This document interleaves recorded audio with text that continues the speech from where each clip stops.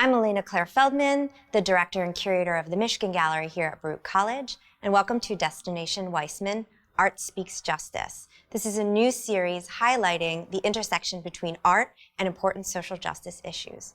The first in the series is the conversations around the climate crisis. We're standing in the exhibition of Minerva Cuevas, a research-based and conceptual artist from Mexico City. The exhibition, Disidencia, which literally means dissent in English, is an important exhibition focusing on 8 works by the artist. The exhibition happened through a collaboration with Video Brasil, which is a nonprofit art organization based in Sao Paulo. Although many of the works in the exhibition are camera-based, I just want to make it clear that Minerva is not only a video artist. Her work encompasses many things such as performance, interventions, painting, murals, photography, and not to say the least, video. So Disidencia is the name of this exhibition, but it's also the title of a project that Minerva Cuevas has been working on for over 12 years now. It's a video archive of collective action in public space throughout the center of Mexico City. What you see behind me is a series of clips from Disidencia. Cuevas is looking for these spaces beyond capitalist structures where we can still come together, because capitalism is always trying to kind of break us down as individuals, but in fact, sometimes just being together is the best thing that we can do. So many of the images that you'll see show moments where people who've often been forgotten come together to demonstrate, for example, farmers from rural areas, or school children, or young students, or punk rock musicians. The scene behind me right now is showing a group of farmers who are coming from the rural countryside and demanding certain things from their government that has often neglected them. So Minerva touches on many themes in this exhibition, and one of the ones that I think is most relevant to the discussion for Art Speak Justice program is this question around the nature-human divide. What makes humans so exceptional, and are we even exceptional at all? Why do we start thinking that there needs to be this divide in the first place? What's the difference between a kind of human and an animal, or human and nature? And how did humans come to domesticate or dominate nature at all? The work I'm standing in front of now is Not Impressed by Civilization, both a mural and a video that the artist made in 2005 in Canada. She was invited by the Banff Art Center to do a performance, and what she decided to do was actually go away from the Banff Art Center, away from the museum, and into the so-called wilderness. As you can see in the film behind me, Minerva takes herself into her sleeping bag with just very simple tools, a camera and a light and a sleeping bag. In the middle of the evening, a deer comes around and sits by her. And I think this is interesting because it almost reverses this question around civilization, where the deer looks at her and is not impressed by her. The quote, not impressed by civilization, comes from Sitting Bull, an extremely important indigenous leader from the 19th century who led a lot of struggles against the European colonizers here in the United States. Taking this quote, not impressed by civilization, in some ways means, we are not impressed by you. We don't need your fancy technology or your busy cities. Sometimes just kind of being ourselves and living our lives the way it is enough. The video that I'm standing in front of right now is Minerva Cuevas' A Drought of the Blue, a film that she made in 2013, where she dove down to the bottom of the Mesoamerican Barrier Reef, the second largest barrier reef in the world. Quite literally, A Drought of the Blue references the loss of life in this specific coral reef. Coral reefs are in danger of becoming extinct because of warming oceans, coral bleaching, the dumping and extraction of materials into the ocean and from the ocean floor. As you can see, it's in black and white, and then for a brief moment at the end, the film snaps back into color, into blue. I think her use of black and white is very important. Not only is it a direct reference to this loss of life, but it's also showing us a version of the ocean floor which we're not accustomed to. Typically, when we see the bottom of the ocean, we're looking at a very kind of superficial and tourist image of the Caribbean Ocean or the Gulf Stream. So what Minerva is trying to do is show us something maybe that's a little bit more intricate. They're images of fish, of coral, of turtle, because this is actually also a reef that is a turtle sanctuary. The way that she films is a way to show us through an animal's perspective. This is not necessarily a human perspective that we're looking at. So here Minerva stages an underwater protest. The banners that you'll see represent different numbers and phrases. There's 1%, 25%, in trouble, and the Latin phrase for all things held in common.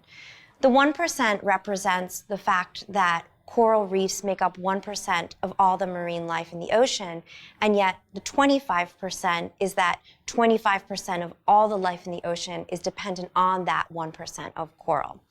The 1% also can reference 1% as in the wealth disparity in the United States, so the 1% and the 99%. So the 1% really can also be a reference to class values.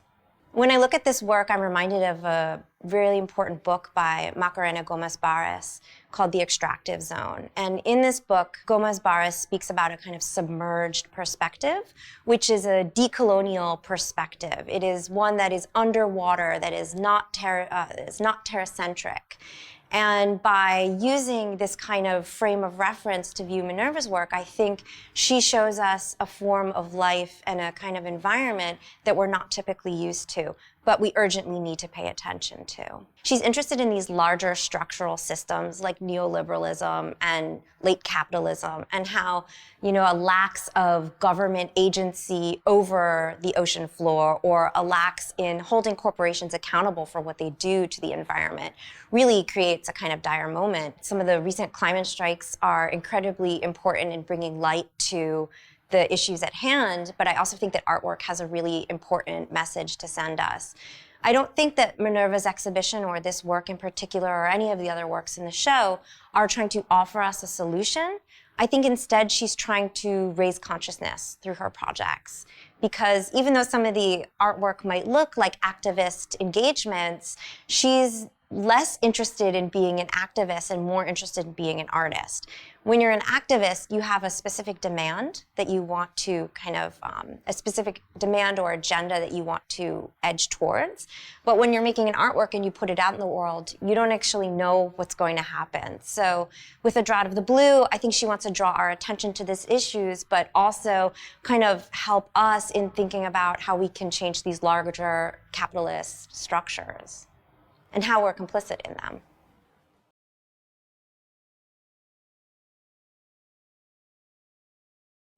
Welcome everybody to this first episode of Destination Weissman. In today's show, we'll be talking about something called Art Speaks Justice. And these are two big words, and we'll try to encompass that by bringing to you the opinions of two people who work in two totally different worlds. One, the area of journalism, and the other in the area of environmental sciences. This is a program that intends to inform all of you about these issues being produced here at Baruch College, City University of New York. Today we have with us Assistant Professor Gisele Regatao, who is a native from Brazil and who is an expert in journalism and media in general, and also Dr. Chester Zarnoch of the Department of Natural Sciences, who is an environmental scientist. Welcome to both of you to our show. Thank you. We have read in the last few months really concerning news about the environment. Of course, climate change is out there and everybody's talking about it. But specific numbers like in the last 50 years, 1/3 on the entire bird population of North America has disappeared, that the ice in Greenland is diminishing at a faster rate than the scientists have predicted, and that the disappearance of corals in the Great Coral Reef Barrier of Australia is really a serious problem, faster than everybody predicted. So my question to you is it too late? Sure. So the simple answer is no. I really think it's important that we we maintain a positive perspective and look at the future as an opportunity to change the way that the world is going to look in the next 20, 30, 50, 100 years from now. I think that we do need to recognize that there's a certain amount of inertia that has been created through the emission of carbon into our atmosphere, and we are experiencing the effects of climate change. These are things that are already in the work and can potentially get a lot worse. So that's where the opportunity comes in. The opportunity now is for us to change things, for us to limit carbon and to be able to shape the planet the way we want to see it as a thriving, healthy place to live.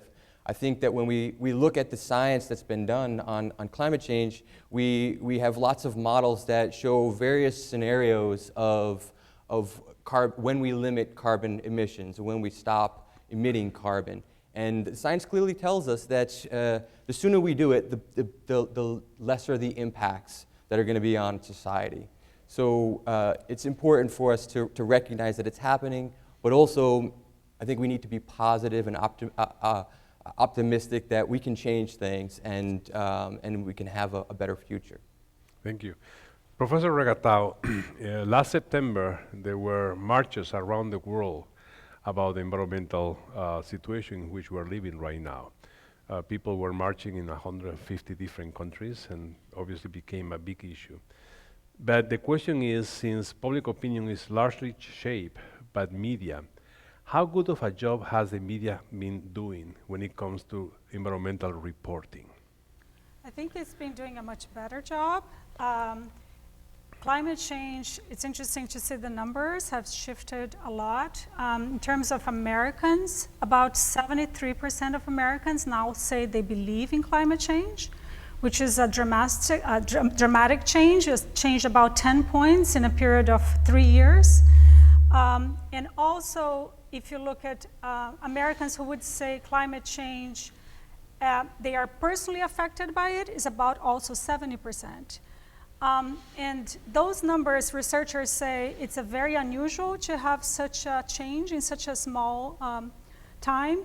And they attribute that change to two things in particular. One is the coverage of two major studies that came out in the past couple of years, one from the UN and one from the US government, and the coverage of those events in particular. And the second reason is how people are personally affected by dramatic weather events, for example, hurricanes or fires in California, or et cetera, and the coverage of those events. So I believe it's, and then you add social media to that, it takes it yet to another level. A lot of people are informed through social media, and I think climate change is definitely an issue that is catching fire on social media. A recent study conducted by some media researchers say that 97% of all climate scientists agree that the cause of climate change is human in origin. Still, we see a number of news out there of so-called climate deniers and coming up with facts, and what they call their facts anyway, about this particular issue. As a scientist, how do you feel when you see these numbers being twisted in certain ways just for political gain? So yeah, it's difficult. It's difficult to see the numbers being changed for political reasons. I think that what we really need to consider is just that the climate deniers are aligning their ideas and beliefs with their own ideologies. And it's difficult to change people's beliefs. You know, once people have a belief, they hold on to it. And regardless of how much science is presented to them, it can be challenging to change that belief. So I think that one of the things that we need to work on moving forward through the media is how can we communicate climate change in a way that people will be willing to accept that information. I can go ahead and talk about all the statistics and numbers and the birds dying and the coral reefs dying, but really I need to figure out a way in which I can communicate my science to people who have beliefs that are not aligned with my own. And I think that's where, from a scientific perspective, we struggle. And we need to be able to be working with journalists and people in mass communication to be able to explain, get that message out in a better way. Gisele, do you have any comment on that? Yeah, and I actually think also art can play a big role in that. And art historically has been a vehicle to address political issues, from the horrors of war. Think about Picasso's Guernica in the 30s and to the 60s. And today art talks about gender issues and racial issues, and more climate change issues. I think Minerva's work is one great example of that. And there is an increasing number of artists that are working with climate change issues. And there are some studies also pointing out people often will relate to something that they see in an art piece in a better and a more emotional way than they would in a news article. And there was a study in particular done by a climate change artist art exhibit in Paris in 2015 that concluded people particularly reacted positively to art pieces that promoted a positive point of view or had the hope. I think goes to your point, Chester, that I think if people feel discouraged and it feels overwhelming, there is the sense of paralysis and what can I do? So I feel like that's what art can do, getting to people's emotions, showing something. And also a lot of art about climate change that has been done is trying to explain to people, for example, how can you see in color codes how the climate changes? And there are some art pieces being done, so you're playing with this idea of colors and graphs. So it's trying to translate, sometimes complex and difficult topics in a kind of very simple way and playful way and colorful way. Just for everybody to know, I am the Dean of the Weissman School of Arts and Sciences, and therefore an administrator who looks over the productivity of our faculty. Mm-hmm. So I'm going to throw a question for you. How can you convince research administrators, whether it is in colleges and universities or government agencies, that we should provide you with a better opportunity to approach the media, to basically communicate with artists, to convey the need for letting people know what do we need to know?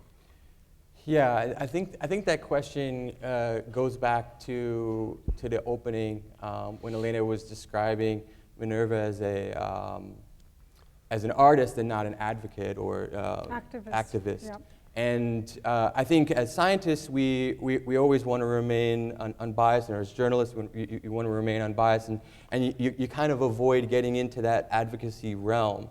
But I've been doing it for 12 years now, and I'm at the point where I see this as a crisis, and we're finally starting to describe it as a crisis, and now I see it as imperative for me to start to communicate the issue and to make sure it's incorporated into our classes and to begin advocating for climate change solutions.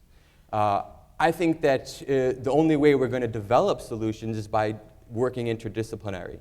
So working with artists or working with economists, as a scientist, working with artists or a scientist.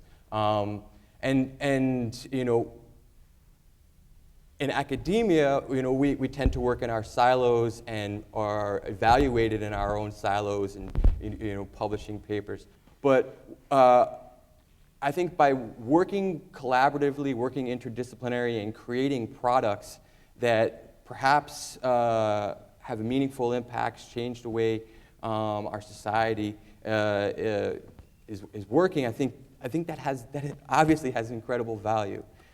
So where's the future really in terms of academia is we have to be considering how we impact society, and it's not just writing papers. Professor Regatao, do you see a big challenge today in the media to explain all these profound and complex issues, because they are scientific issues after all, to a public that increasingly have a shorter and shorter attention span, who goes all the way to images more than text or facts? How do you see that the people in mass communications can actually remediate that kind of impression? Yeah, it's a challenge that goes beyond media. The latest numbers from the Pew Research Center, for example, shows that like 70% of Americans get their news from television. So, and climate change, as you said, Dean Romero, is a very complex issue. It used to be considered like a very difficult issue to cover, not very sexy to cover, but I think we reached this point of urgency. And a lot of news organizations, I think, are coming up with interesting visual ways to cover it. A lot of news websites are developing maps and interactive features that you can put your address and look about how this is affecting your area. So really trying to get people involved. And also, I think with social media, often is that picture of a fire in the Amazon, for example, that will grab people's attention.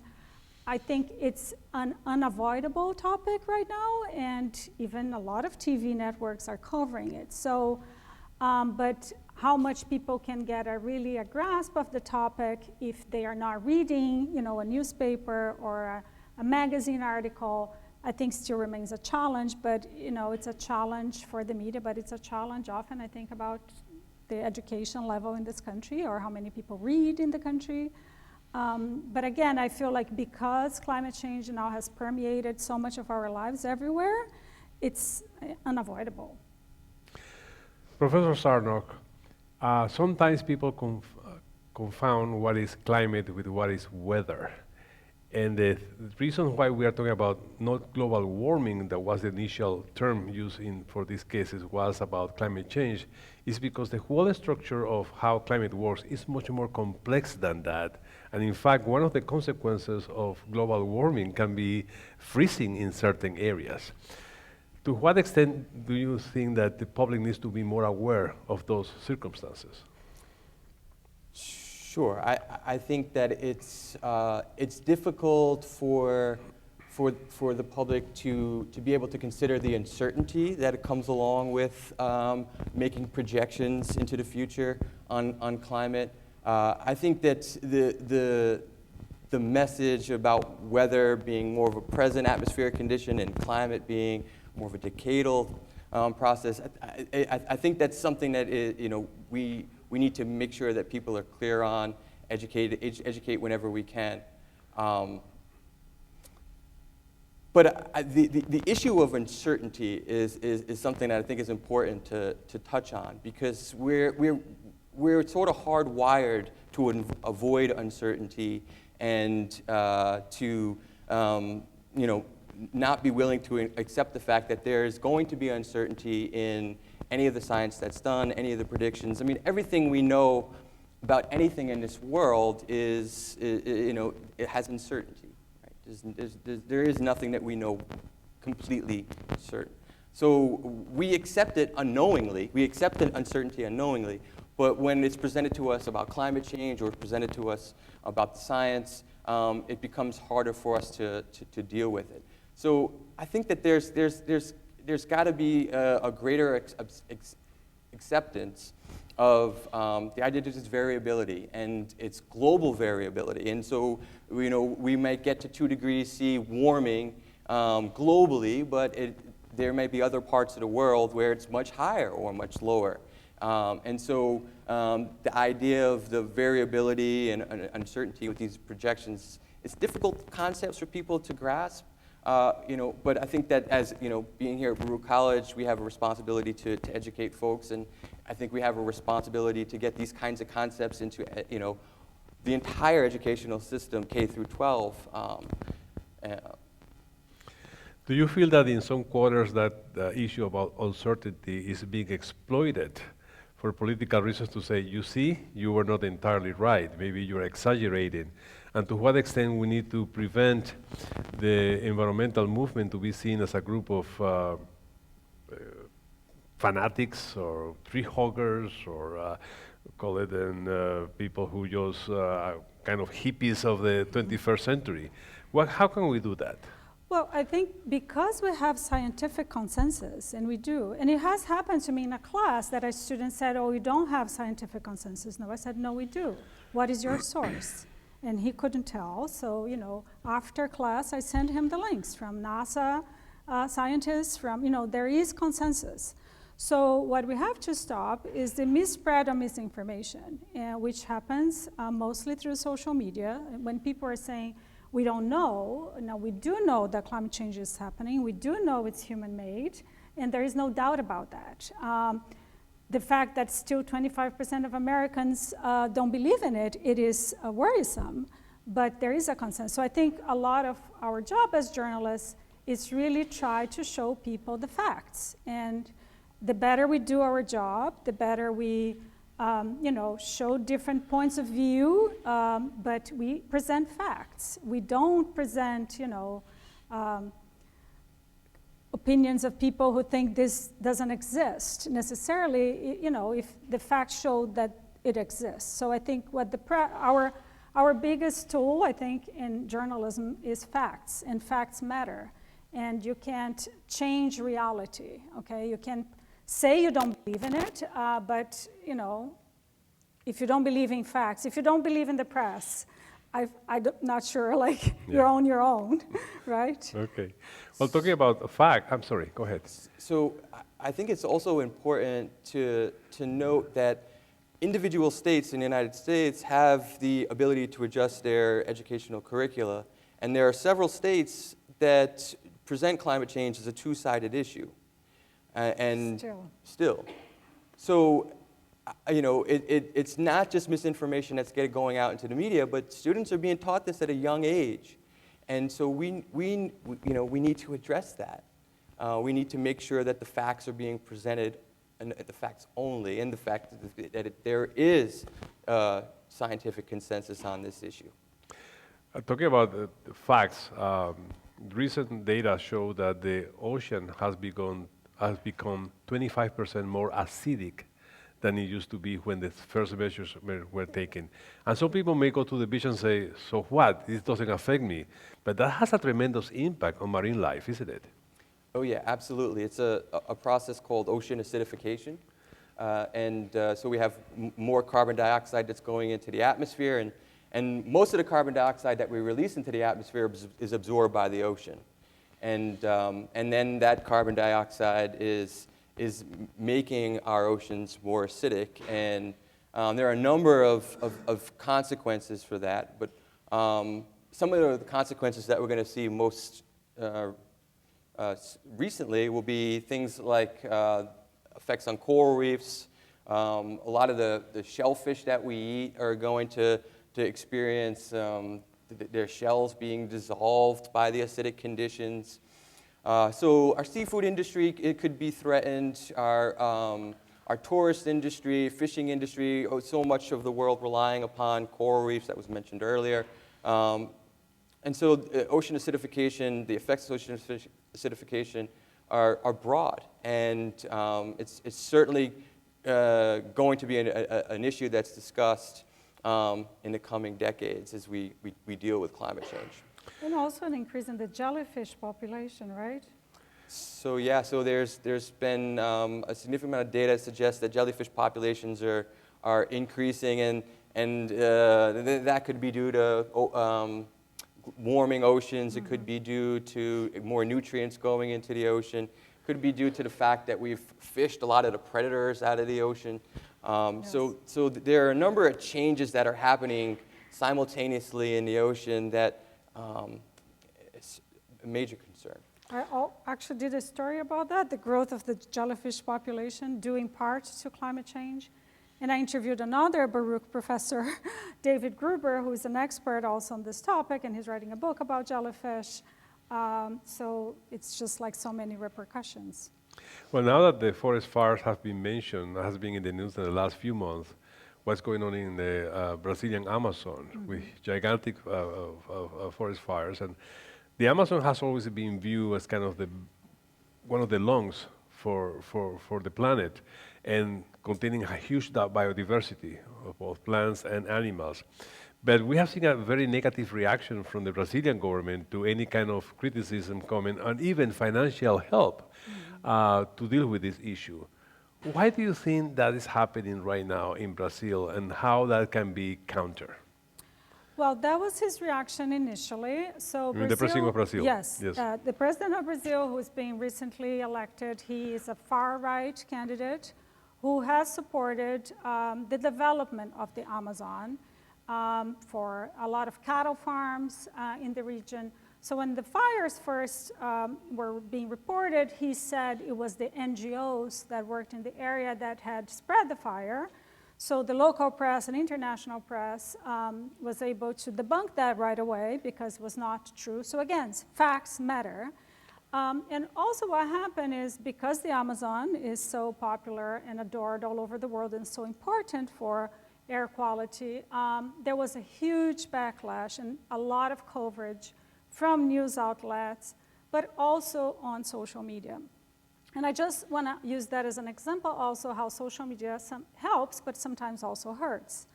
What happened with the Amazon, Instagram, and Twitter posts, some people, including celebrities like Cristiano Ronaldo, the Portuguese soccer player, Madonna, even Leonardo DiCaprio, who is a very famous environmentalist, and he uses his social media only to talk about environmental issues.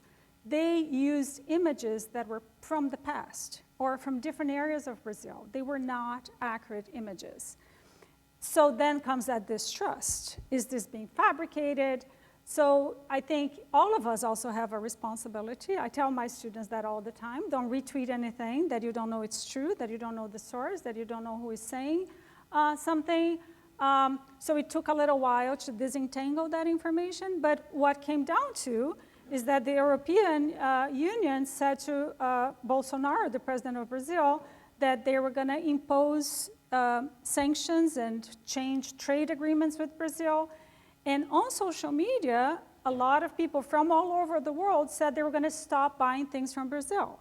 So what happened? He had to change the course, and he had to send the army to combat the fire right away. He had to, acknowledge that there was something that needed to be stopped. So it was the reaction due to the coverage that made him change his decision. As a person who have worked with a number of governmental agencies in environmental issues, we have read cases in which some agencies at the federal level have been actually prohibited to use the phrase climate change, and even to dismantle some of the scientific advisory boards that they have and to put there people who really don't have any real scientific background. To what extent do you think that can be really damaging to the whole scientific community and to the community of us as human beings? Oh, it can be incredibly damaging. I think that there is really important science that's being done that is being stifled. I think that there's information important to our own health that is not allowed to get out there. I know a number of scientists that I've worked with haven't been able to go to conferences to present their work, and the way science works is we're always building our knowledge, and by accumulating that knowledge, we're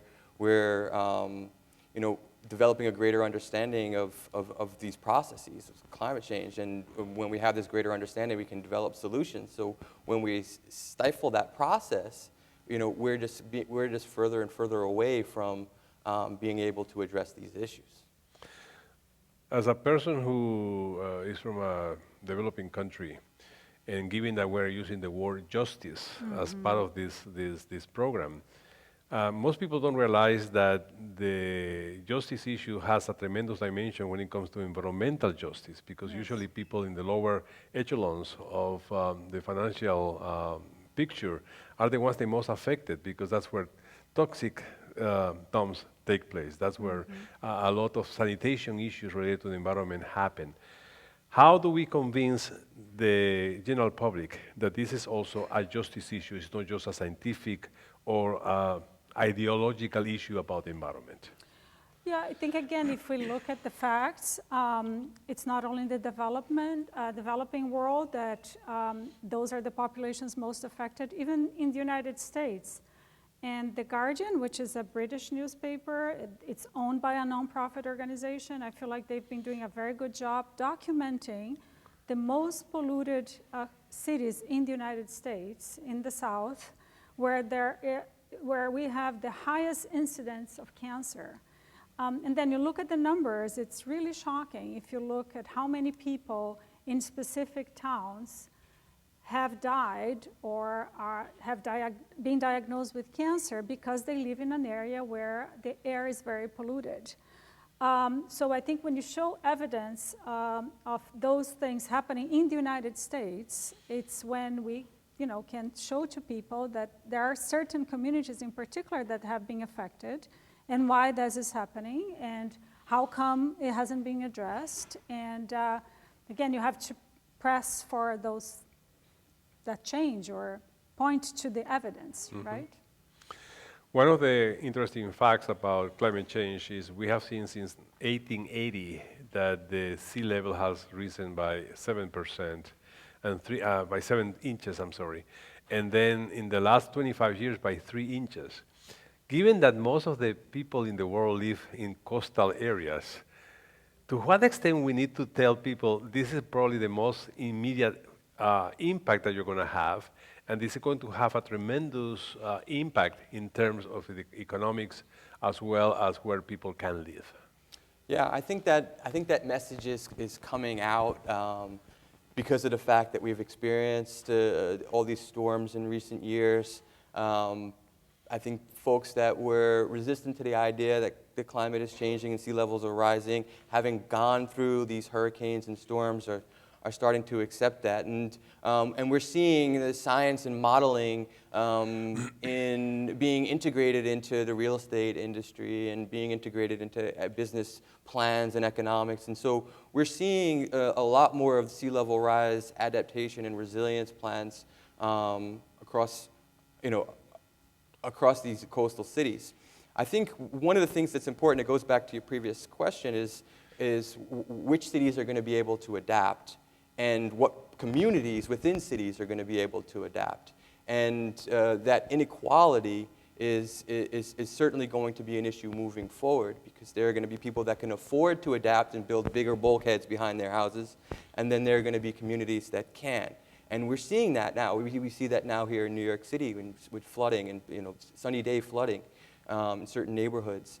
So I think New York City is one city that is proactive and has been working towards addressing climate change and trying to become more resilient. But cities across the United States, across the world, that are going to have to deal with that and then deal with that inequality it's certainly going to be a challenge. But also, on the other hand, in New York, the development of the last 20 years has been a lot in the waterfront, right? Like Williamsburg and Long Island City and Battery Park. These are all recent developments that all happen in the waterfront. Which is a contradiction in terms, and tells you that the people, probably the only ones who are going to benefit from that are insurance companies, because having higher rates and we for the saw premium. what happened during Sandy, right? Yes. All these areas had to be evacuated and were flooded, and we lost power and everything. One of the typical arguments used by the anti-environmentalists in general is that to do environmental reasonable things is going to cost money, and it's going to cost jobs, and that's going to make a weaker economy. And although many studies that show the contrary, that actually can create many jobs, the environmental impact, I think, for this country has been calculated to be in $440 billion by the end of this century, and nothing is really taken seriously about that.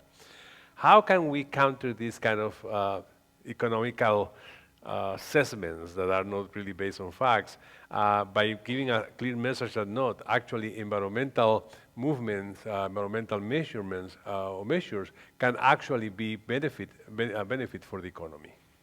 Yeah, I think one thing that we're seeing a lot in the current presidential election, a lot of the Democratic candidates, they do have proposals that would really create an industry. Because when you think about it, if we have to replace our sources of energy and we have to be less dependent on fossil fuels, and So how do you create jobs and new industries? A lot of cities in America, as we know, they lost industrial jobs. So we need to create new jobs in many communities. So I think a lot of what many candidates are defending, it's this can be a source of jobs. It can be a source of even to export products. We're now buying solar panels from China. So can we produce a lot of those things here? And what can we produce? So I think we have to think about a shift and creating new industries that are industries of the future, right? So I think the United States can be seen as in the vanguard of developing those industries and creating jobs in the sectors, particularly to areas of the country that need new industries. What do you think, Justin? Yeah, I agree. I think we want to frame this as an opportunity. We're going to transition industry, that are based on fossil fuels that are into industries that are based on renewable energy, and it doesn't mean that there has to be a loss of economic growth. We're just swapping out the industries. That's scary. That kind of change is scary, but it's necessary. As a person who has a lot of scientific expertise, you are probably are aware of these statistics of the National Science Foundation that shows two things. One is that there's still a lot of lack of scientific literacy among the general public, but also that we are falling behind in terms of funding for science, in terms of number of publications being released, and the like. Do you feel that we need to kind of moonshot the very historical fact that allow us to move forward in terms of science because there was a competition at that time with the Soviet Union? Do we need to create that momentum in order to change the government perspective on these issues? I think we need that push of money, not here just in the United States, but across the world. I think that we need folks working on these complex issues across the world, and we need to be collaborating with folks because it is a global issue. I think that solutions that we address, that we try and come up with here in the United States may work within our economy, but may not work within other people's economy, other countries' economies. So I think that we always need more research funding.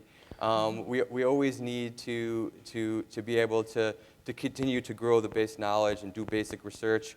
But we also need to be able to work collaboratively across nations and to be able to develop solutions with other nations. You earlier mentioned about some celebrities spreading not entirely accurate information about environmental issues. My question to you is, do we need science celebrities? We need these people who actually become very famous just talking about science?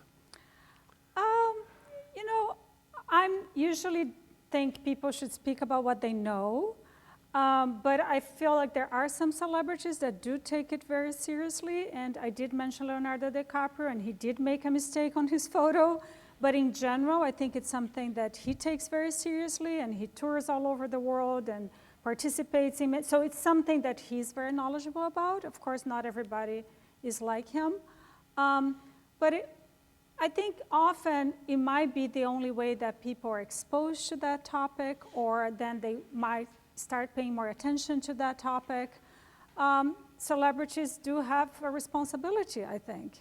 It's interesting because, Minerva Cuevas, as Elena was saying, she doesn't consider herself an activist, but she's doing art about a topic that is very much, a political topic. So I feel like it's the same idea, right?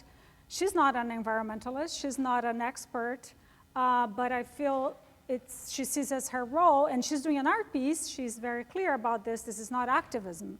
This is an art piece. But I think it's about an important topic that she feels she has something to contribute. So I think if celebrities feel it's something that they feel strongly about, that they have some power to bring, people's hearts and minds, I think that's valuable. Very well. As a scientist, how do you feel about more scientists becoming more public and more kind of celebrities when it comes to talking about science?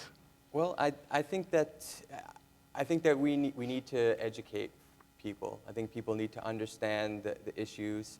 And so if more scientists can get out there and do a really great job at explaining the issues and making it relatable to people, I think then we all benefit. I think having the issue infiltrate into our culture through art, through music, through cinema, really it just starts to demonstrate the fact that it's at the forefront of our consciousness, that we're thinking about it and that we are willing to understand it and we want to do something about it. So I think that's really encouraging to me to see it becoming so prevalent in our culture. I think that some of the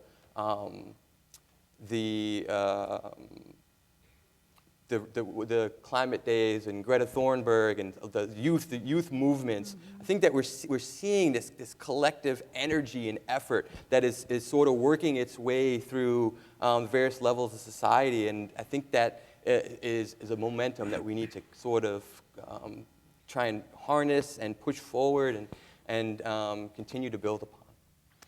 As a media person, to what extent do you think that the discussion and the news about the environment are being overshadowed by the current political climate that we're living in this country, where it seems that there are some big news almost every day? And although that's important, that can relegate news about the climate change to the last few pages of a newspaper or the last few segments on a television show. Yeah. I think so, and I think we're living a very critical moment in this country. It's an exceptional moment. The number of news alerts is like, several a day. It can be very distracting. It can be exhausting. I think often people want to tune out because they feel overwhelmed. So it is a challenge, but again, because it's affecting people's lives, I feel they have no other choice but to pay attention. If there's a hurricane in your area, or if there's a fire on your backyard, so then it's affecting you. You can't escape. And I feel for a lot of us, we have been affected in different ways. In New York through Sandy and Irene, and many other ways, and in many communities that is happening as well. So even if you don't read the paper, you can't avoid it. Okay. Well, in the minute or so that we have left before we read some questions from the audience that is accompanying us today in this beautiful theater here at the Baruch Performing Arts Center, I wanted to see if the two of you will come up with a very simple environmental message to our audience here in the theater, as well as those who are watching us via television. What would you say in few words? We need action now. I think I would say that we have a tremendous opportunity to change the path that our planet is on, and now is the time to grab that opportunity. How are you? I say we all have a responsibility, and we all should act and change and get informed. And take this in our hands. Very well. Well, having said that, let's now read some of the questions from our audience for you. Okay, this is a very interesting question here, and it's politically charged. Is capitalism really the culprit of our environmental crisis? And maybe I preamble this by saying that actually when there were many communist countries out there without any type of environmental movement or overseeing, they were actually really worse than we were. What do you think about the economic system? Because it has to do with a conversation has taken place in the last few months about this Green Deal that some politicians are presenting. Yeah. Well, I would say it is in part because it's our industries that are creating the problem of climate change, of course. But on the other hand, it's also capitalism, and you can implement regulations. So if you think about in the United States, we have much higher environmental standards than a communist country like China, even though they also have industries there. So I think they go together. Of course, it's because of development, it's because of capitalism that we do have. We are damaging the planet, but we also can have capitalism with responsibilities and regulations. right? What do you think? Yeah, I think that obviously regulations are an important component of our society and our economy here in the U.S. I think that it comes down to the kinds of industries that we're supporting and perhaps subsidizing that are dangerous in terms of climate change. So, I think that if we change the industries that we are supporting and we move more towards renewable energy, we can see positive outcomes and still experience economic growth without the carbon emissions. A related question is, should we just sit and wait until some kind of technological thing come along and solve all of the problems, or that may be too dangerous? I don't think we can. No, we can't wait. I think we need to move towards no carbon emissions as soon as we can. Yeah. Does that mean that we have to change radically everything that we do, like driving cars fueled by gas, or flying by plane, anything like that? Or there could be something intermediate that maybe something we can all agree on? So yeah, I think that there are ways in which we can wean ourselves off of some of these more dangerous fossil fuels or fossil fuels that have a more significant impact, things like coal and oil as compared to natural gas. But I also think that we have technology that is developing rapidly to use electric vehicles, to store solar energy and wind energy. So we're developing the technology. I think that this is where those moonshots and those boosts of funding can really make a difference. Let's get these technologies that are still in the R&D, the research and development phase, and let's move them out into mass production. Recently, we saw that the federal government is suing the state of California because they have very tight pollution regulations. And in fact, even the car industry wants to keep low emissions in their own cars against the advice of the federal government. So this sounds like an interesting thing because goes along the question about capitalism when these big corporations actually saying, no, we should be doing better. To what extent we need to exploit that kind of news to explain the general public that, listen, we have to be more careful? Well, but they want to have higher standards, because they know states like California, they're not going to be able to sell there, and they're going to sue them. So even if the federal government tries to lower the standards of emissions, the car manufacturing companies know that the states are going to fight them. So that's why now the federal government is trying to change California's law.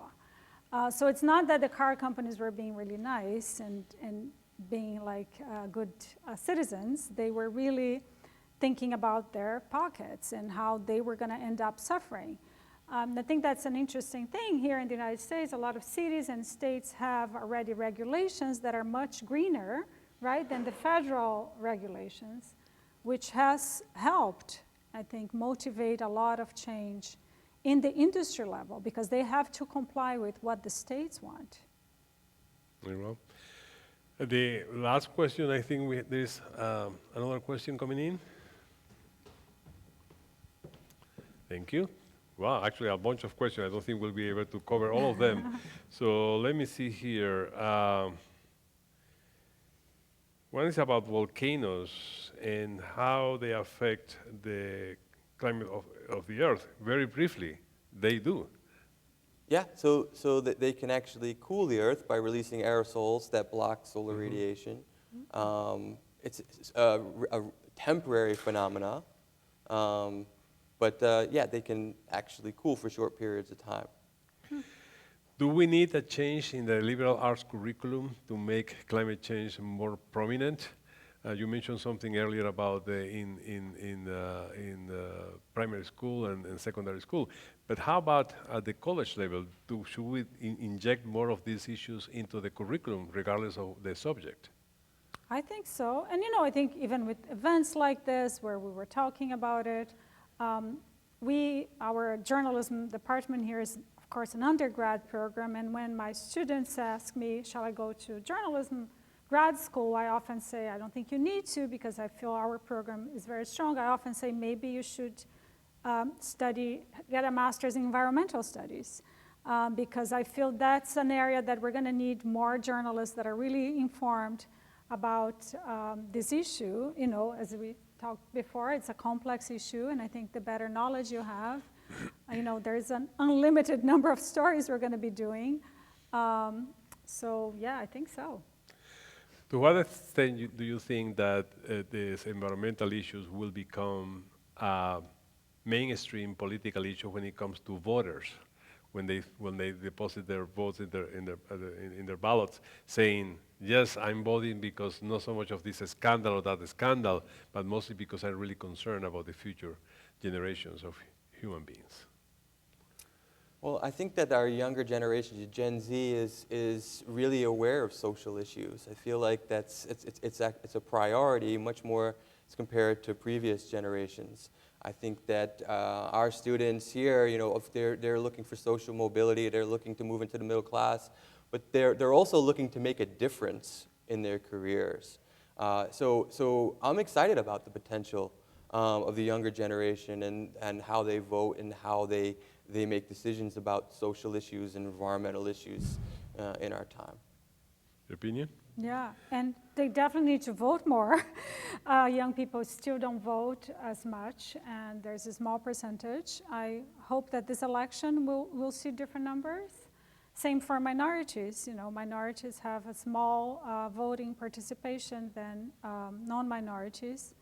And again, those are often the communities most affected by these issues. So I hope people will get more involved and vote. Very good. So we can see today that we are dealing with an issue of that is very complex in many areas that have political, economic, social, scientific repercussions, and you name it. And therefore, that's why I think this was a very interesting, illuminating conversation with Professor Cesar Zarnoch of the Department of Natural Sciences here at the Baruch College, and Professor Gisele Regatao on the Department of Journalism and Writing Professions, also at Baruch College. And my last message for all of you, again, my name is Aldermaro Romero Jr., the Dean of the Weissman School of Arts and Sciences, is to please fill out that form that you have been given, survey about what you think about this show. So in future shows, we can take into consideration all of your ideas, all of your suggestions, and make all these events really interesting and pertinent to the current situation we are living in this country. Thank you very much.